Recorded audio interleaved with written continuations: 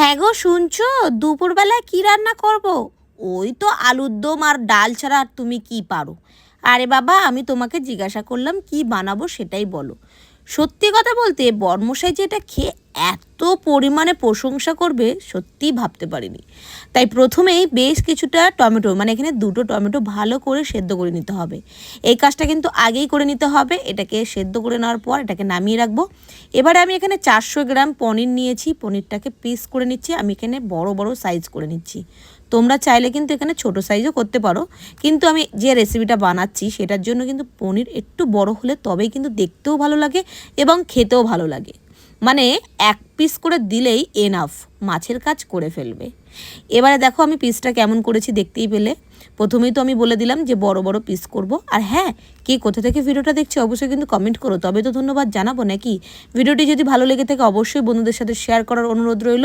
আর অনেক সময় আমরা পনির আলু দিয়েই ঝোল করে থাকি এবং বাটার পনির আরও বিভিন্ন ধরনের রেসিপি করে থাকি, কিন্তু এই রেসিপিটা আমি হলপ করে বলতে পারি একবার বানালে বারবার মনে হবে যে এইভাবেই বানাই। তাই এবারে 1 চামচ মৌরি, 1 চামচ জিরে ভালো করে শুকনো কড়াইতে দেখো আমি টেলে নিলাম।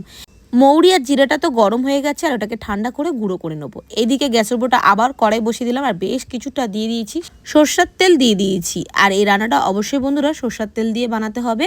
এবারে দেখো পনিরগুলো লাল করে ভেজে তুলে নিচ্ছি। বেশি কড়া করব না, গায়ে একটু লাল স্পট পড়লেই হবে। ওই তেলের মধ্যে গোটা গরম মশলা, জিরে ফোড়ন, তেজপাতা ফোড়ন আর দিয়ে দিলাম বেশ কিছুটা আগে থাকতেই টমেটো যে পেস্ট করে রেখেছিলাম, মানে সেদ্ধ করে, সেটাকে ঢেলে দিলাম।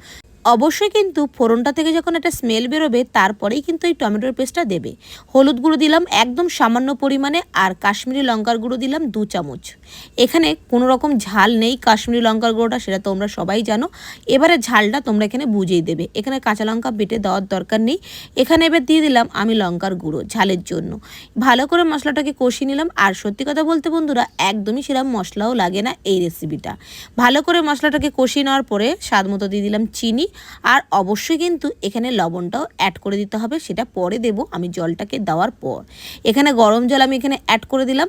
আর অবশ্যই গরম জল দিলে এর টেস্টটা আরও দ্বিগুণ বেড়ে যায়। যে কোনো রেসিপিতে একটু গরম জল দিলে বন্ধুরা খেতে দারুণ লাগে। এবারে দেখো সুন্দর করে জলটা দেওয়ার পর ভালো মতো ফুটে গেলে ওই যে আগে থাকতে ভেজে রাখা পনিরগুলো দিয়ে দিতে হবে। অবশ্যই কিন্তু গ্রেভিটা একদম শুকিয়ে নেবে, মানে একটু গা মাখা করে নেবে, তারপরে পনিরটা দেবে। যেহেতু পনির বেশিক্ষণ দিলে ফুটলে একদম পনিরগুলো ছেড়ে যাবে এবং ভেঙে যাবে, তাহলে খেতে ভালো লাগবে না। আর গোটা গোটা থাকলে দেখতেও ভালো লাগবে এবং খেতেও ভালো লাগবে। এবার স্বাদ মতো এখানে লবণটা অ্যাড করে দিয়েছি। অবশ্যই কিন্তু লবণটা চেক করে কিন্তু অ্যাড করবে বন্ধুরা। লবণটা চেক করে নিয়েছি, তারপরে দিয়ে দিলাম ওই যে আগে